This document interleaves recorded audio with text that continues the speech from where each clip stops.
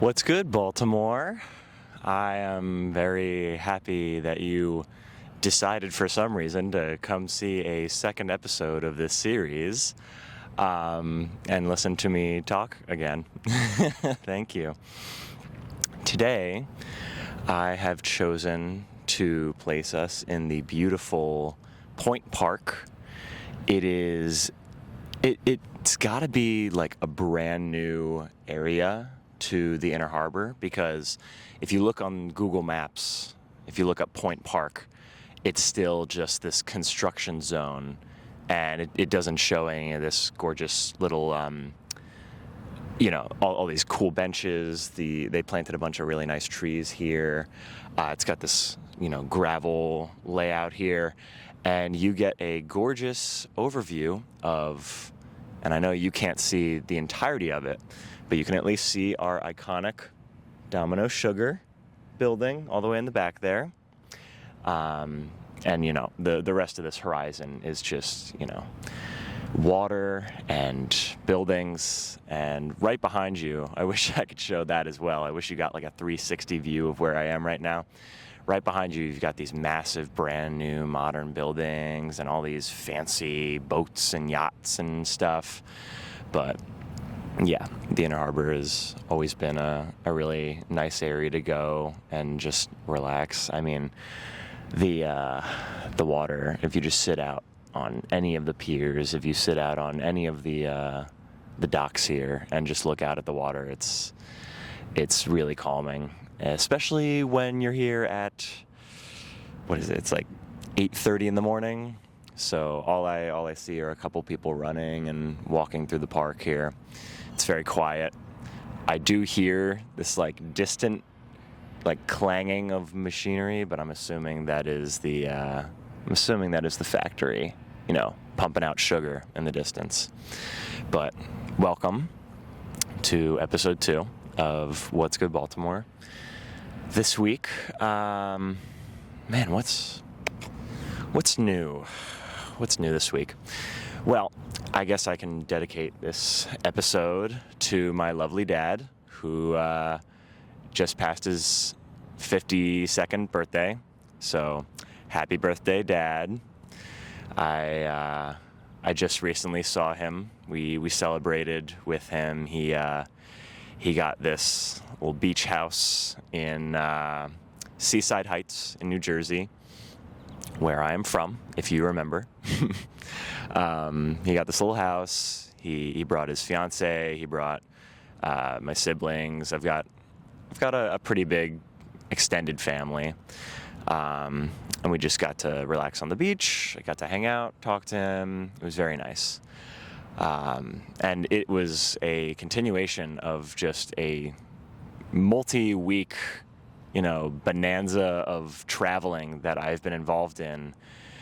And my God, am I actually surprised to say that I'm so excited to be home finally, because I have been moving around constantly for the past 4 weeks, month or two. I mean, my God, it's been nonstop.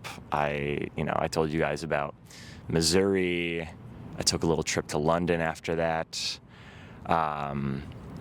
What came after that? I've been going home to Brooklyn and New Jersey every single weekend, so it's been nonstop driving.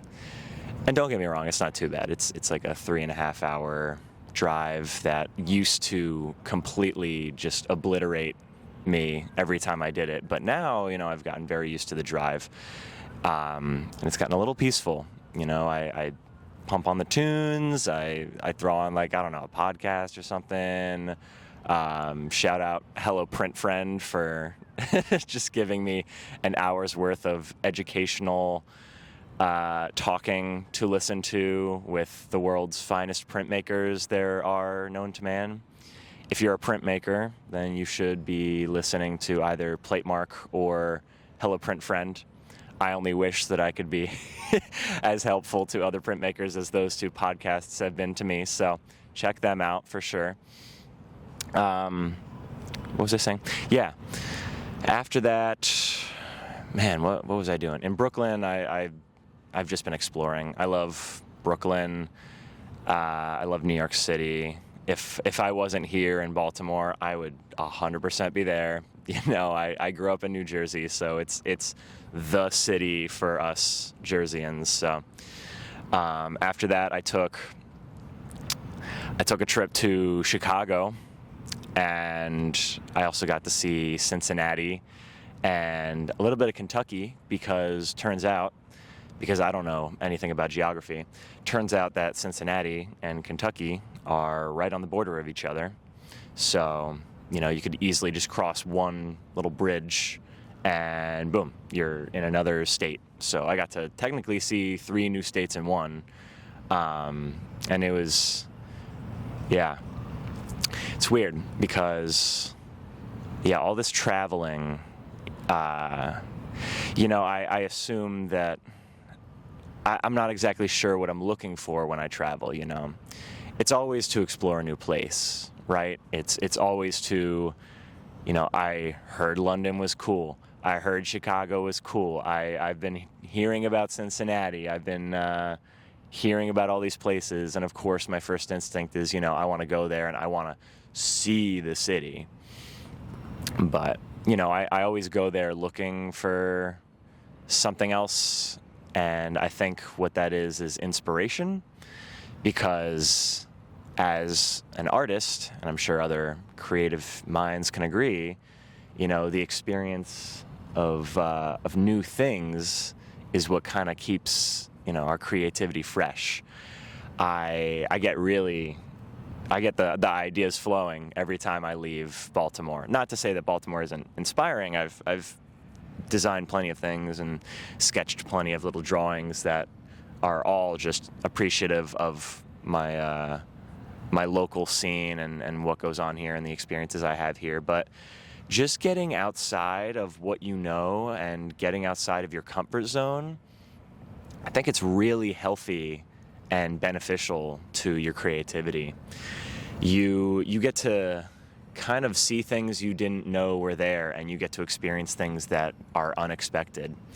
And because you always go into a trip, whether you're a planner or someone that kind of likes to wing things, you always are going to get surprised, or you're going to get something happen to you that's unexpected. And it's without even you knowing it, I feel like that immediately inspires you, Great.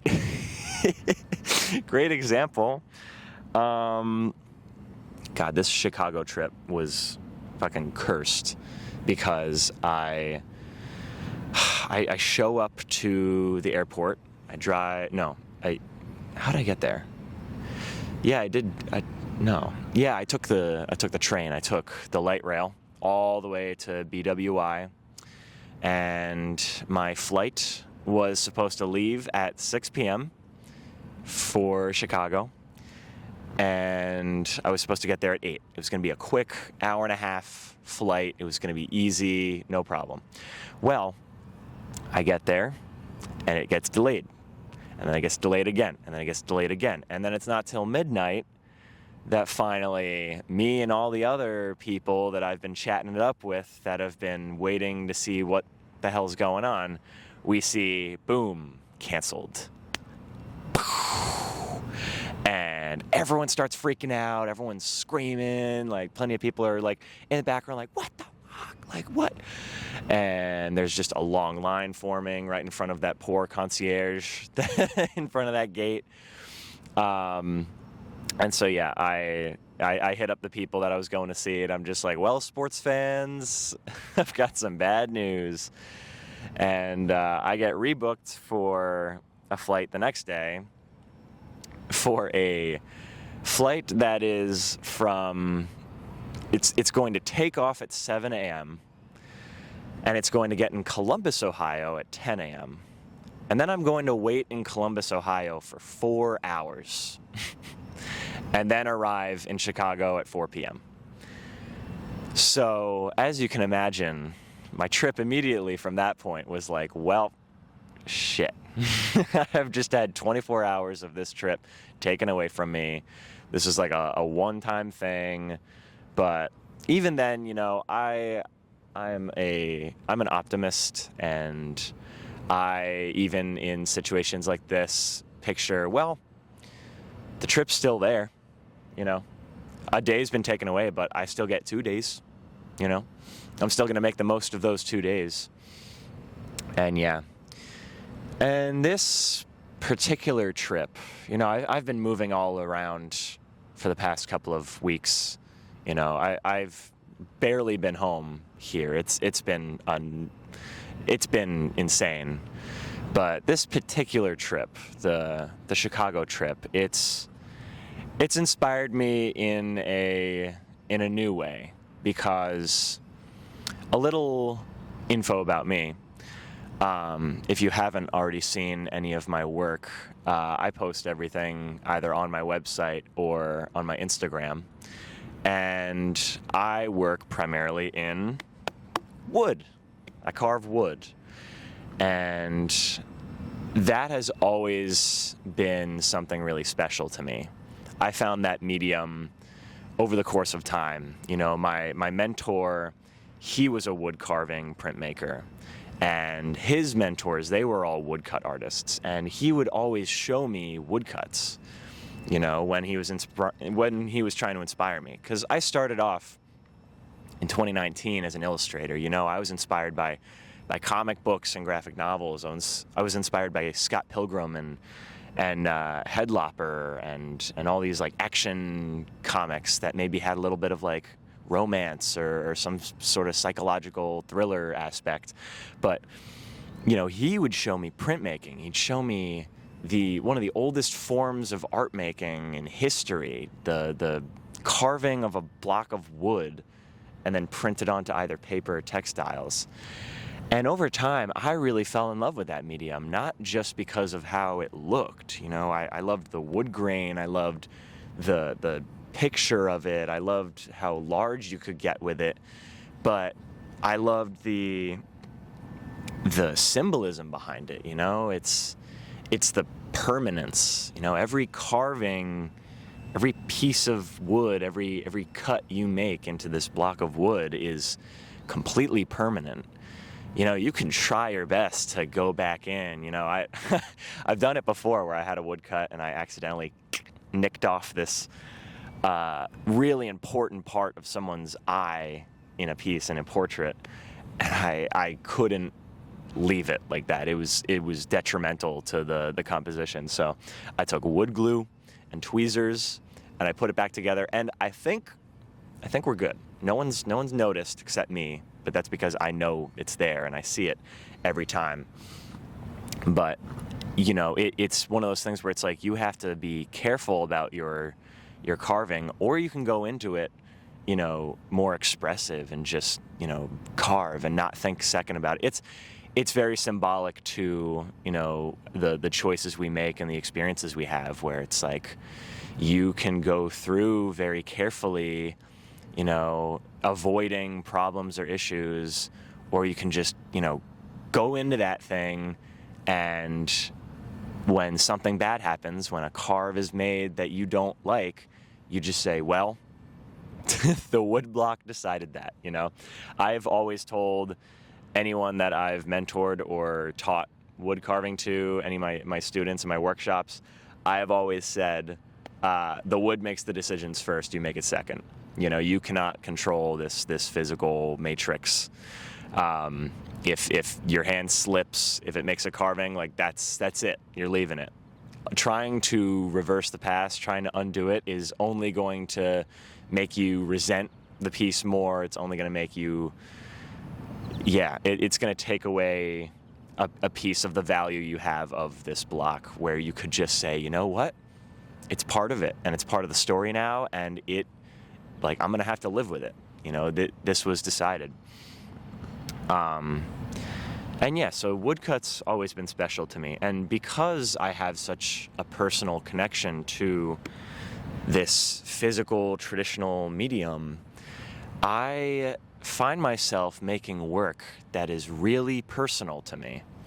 Sometimes it's so personal that I've got people close to me that are like, what? Dude, like, do you not have any shame, or do you not have any, I don't know, guilt or you know, integrity about this, and it's because I find that is my outlet for expression, better than any other art medium, better than therapy, better than anything in my life. I can talk about things that are happening in my life. I can talk about my feelings, but nothing is as healing and leads me to acceptance closer than to when those emotions and those experiences are carved into a physical block of wood, a relic that I can now associate with those feelings.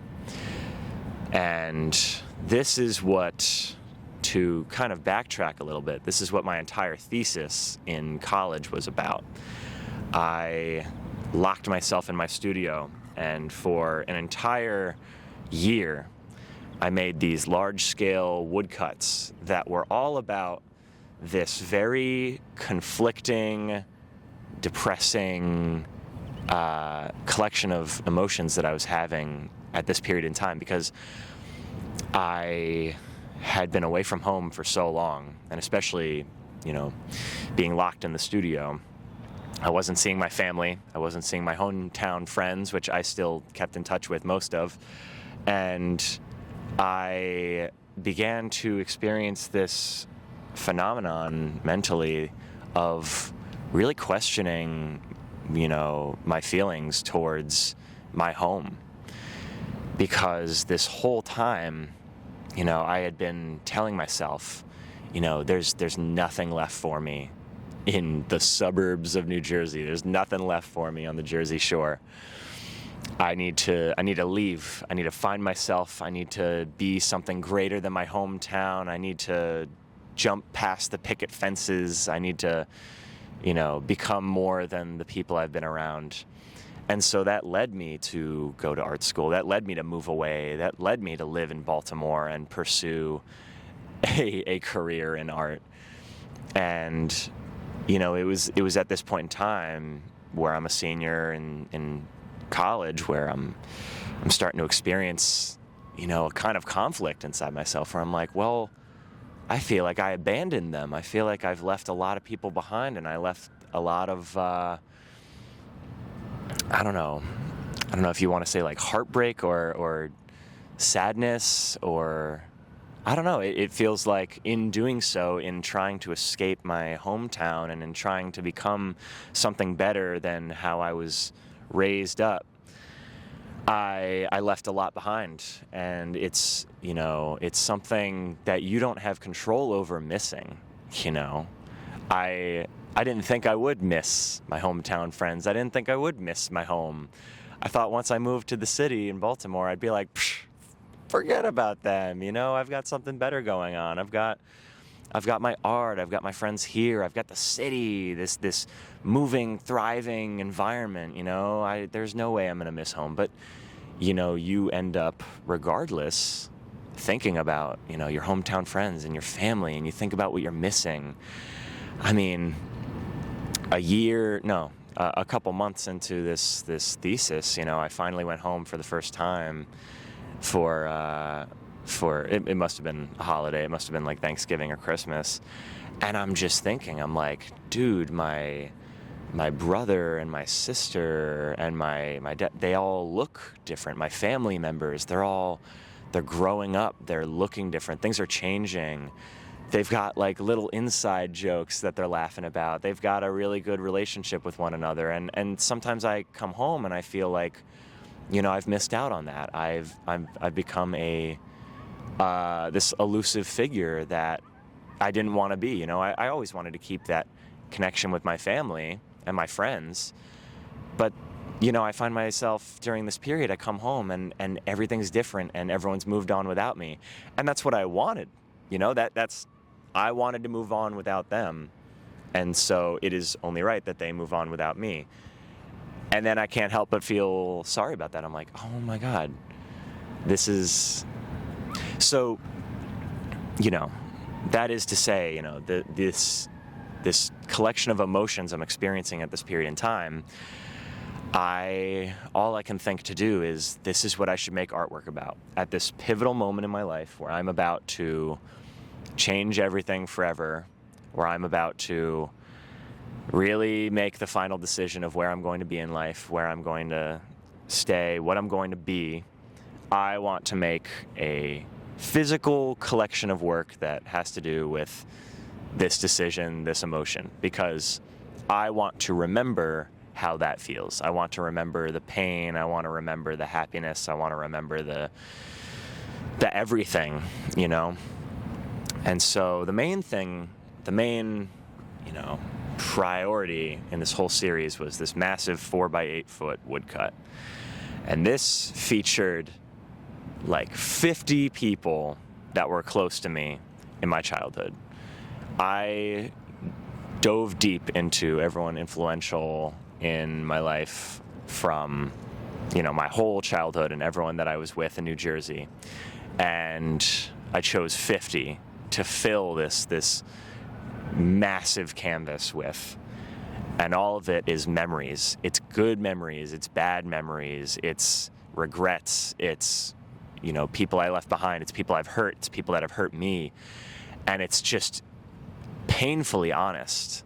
And while most people that look at the piece are not going to see it, I see it. And I've always made work for me. I have always made that my priority. I make work that I would want in my home. I want work that is as vulnerable and honest and true to me as possible. And so I don't pull punches in my work, I make it as raw and, even kitschy as possible. Like, I make it so brutally honest on how I'm feeling and how I'm thinking, what is going on in my head, that I sometimes don't expect anyone to get it or want it, It's been a year. No one's bought most of that work. No one's bought the big one, but that's also because it's like, I've been selling it for like $2,000 because it's massive and took so long to make. But of course, there's this thought that goes through my head that's like, who's going to want this? Who's going to want work that is so specific to one person, so specific to the artist, And I don't know the answer to that question. And I don't know if there ever will be someone that wants to buy my work, but regardless of that fact, I'm going to keep making that work because I'm not making it for money. I'm not making it for the people that are going to buy it. I'm not making it for collectors. I am making it entirely for me as a monument and as proof of these emotions that I've experienced. And so that thesis series, that I called it Dogwater Beach. And that's a little like tongue-in-cheek nod to my hometown friends. We used the word dog water all the time to describe things. We'd be like, "Oh, dude, this internet is dog water. Dude, this shit is dog." Like, we would use that term very loosely as just describing something bad. And so Dogwater Beach was the name of the series, and that it did exactly what I thought it would. I carved away all of these emotions and thoughts that I'd been experiencing, and now they're all in my closet or my grandparents' basement. They are they were carved out. I made the image, I printed it, I got to see it framed, put up on the wall of a gallery. I got to see it in so many different spaces. I got to see people look at it, ask questions about it, take pictures with it, take selfies with it. And now, those feelings are gone. I don't feel those anymore. I've moved on from that because I feel like that's how it goes with all emotions, is you move on from it. You go through a breakup, it sucks in the moment and it'll suck for a while, but it's going to pass eventually. That is for sure. You don't know it and you don't feel it in the moment. It feels like the end of the world in the moment, but it's gonna pass. And that goes for everything, death of a loved one, I don't know, really anything bad that happens in your life, you move forward from it. And you don't even feel like you can. You don't think yourself strong enough to do so, but you're always capable of doing it, and you're going to keep doing it. It's like human nature. And that is the concept that I try and capture in my work, is I take these emotions that I know are not going to last, that I know are not going to be there forever, and I put them in a block that is going to last forever. You know, this physical matrix that, unless my house burns down, unless I destroy it, it's going to last forever. And I can print it as many times as I want. I can continue to use it anytime I want to look back and reminisce and, you know, rediscover those emotions. They're there. They're always there. There's a physical proof of it. But I don't have to, you know, hold myself back feeling them forever, because they've been put into an outlet. And that's just a large tangent to say that, once again, I have been inspired to make work about emotions like this again. Because over the past couple of weeks, and, you know, this trip to Chicago, I've found myself experiencing this new swell of emotions where I've not been alone for most of my life. I have admittedly been in a relationship for the past 10 years, which is like crazy to say. Like I haven't been alone in a long time. And for the first time ever, here I am. I am, for the first time in 10 years, experiencing what it is like to truly live by yourself and be by yourself and, you know, have the decisions of your day and who you hang out with and what you do be completely up to you, which, granted, there's this freedom to that, you know, this freedom of, I can do whatever the fuck I want, you know, like I can go anywhere today, I can do whatever. And there's also this pain to it where it's like, you know, it's all me, you know, no one else is responsible for my happiness but me. And that's how it should always be. Granted, I understand that, but I've been experiencing that where it is me trying to find happiness and end up getting hurt in some way. And don't get me wrong, you know, I've been real stupid. I went to the Chicago trip and I spent a whole lot of money on I don't know what I expected. I don't know what I was hoping would happen. I don't know what, but all I'll say is I spent a lot of money. I had a lot of expectations for no reason, and I left with this kind of like new unfulfilled feeling in my chest. And it was that emotion of loneliness, kind of, I don't know, heartbreak in a way, of experiencing that, of kind of feeling lost, that I immediately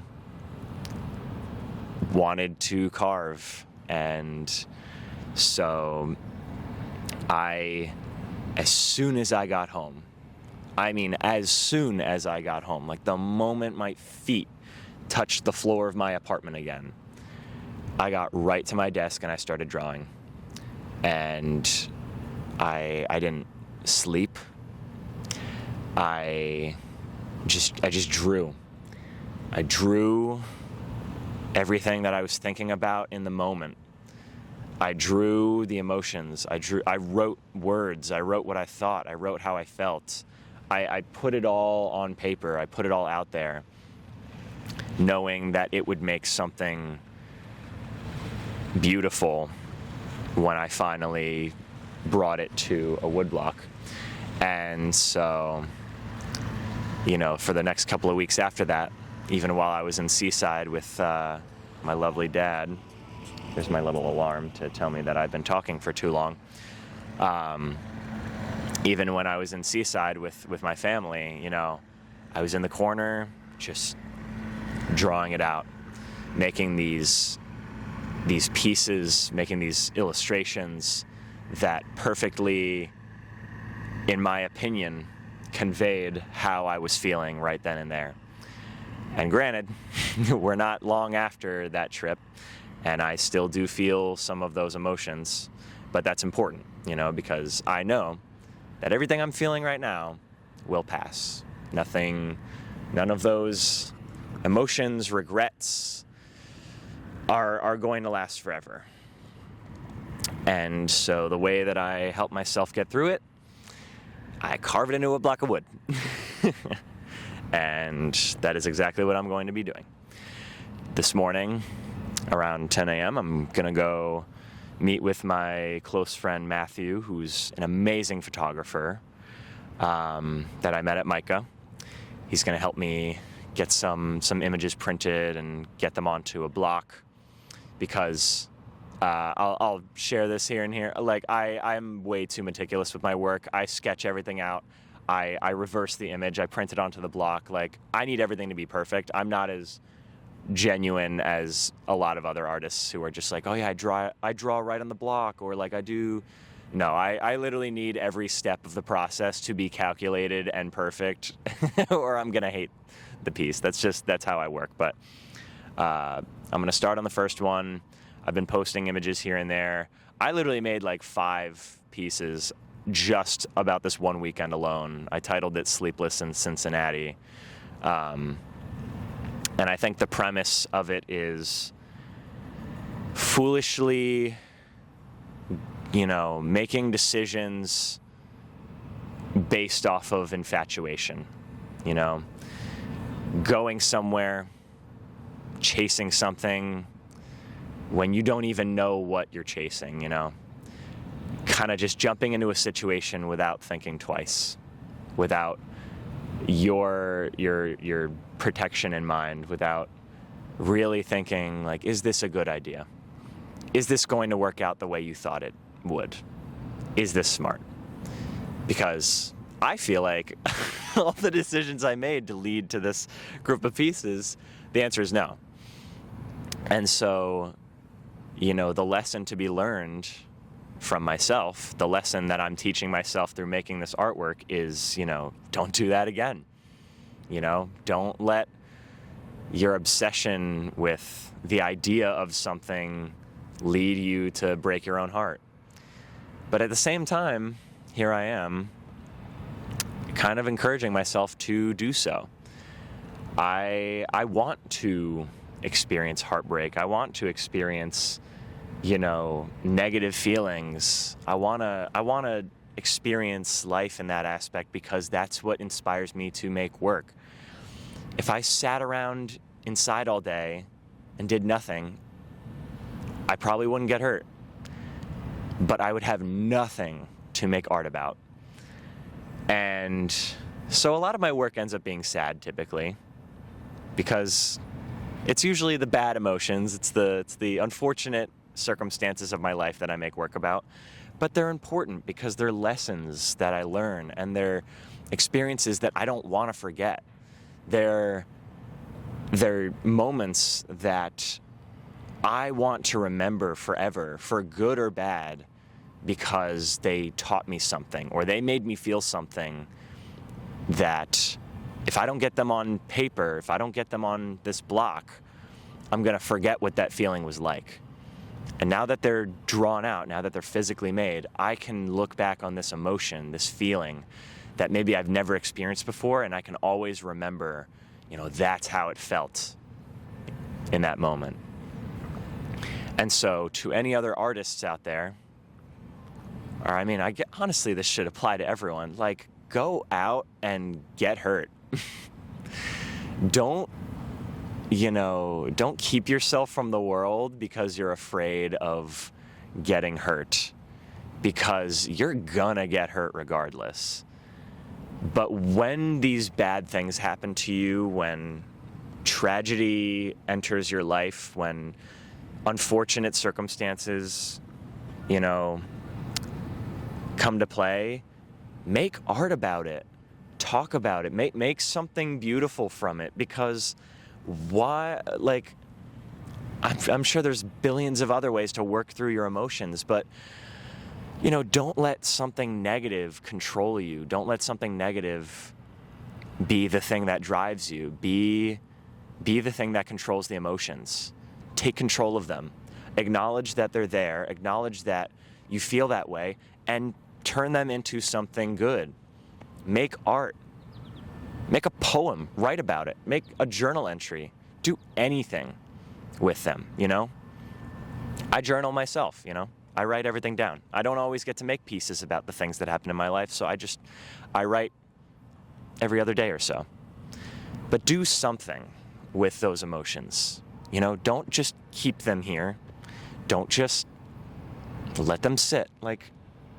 Make something from it. Because that's what inspires us. For good or bad, the good experiences, the laughter, the happiness, the sadness, the heartbreak, the anger, that is what drives us to create. And use that, If you're pissed about something, make art about it. Maybe even make something that you think can change it. If you're sad about something, make something from it. And then look back on it and realize, wow, I remember how this felt. And I never want to feel this again. So I want to remember what this was like and how I got there, and I want to realize it. Laughter and happiness. I want to remember the good times. I want to capture these little perfect moments in my life, and I want to put them on paper forever. So, wherever you are, whoever you are, I hope you're having a good week. If you're going to go travel somewhere, go there for yourself. Don't rush into something that you think is happening that's not. Go explore. Go see somewhere new this week, even if it's in your hometown. Go somewhere new. Me and my friend Anthony, we took a walk yesterday because we wanted to see somewhere new. We literally just walked up the block, explored this little bodega that sells soda and condoms and shit. And we were like, this is cool. We got to meet the guy that works there. We went right back down the block and stayed inside all day. Still fulfilling that I saw something new, So that is my goal for you this week. Go out, see something new. If you're in Baltimore, come check out Point Park. It's a gorgeous little spot, especially in the morning on a nice cloudy day like today.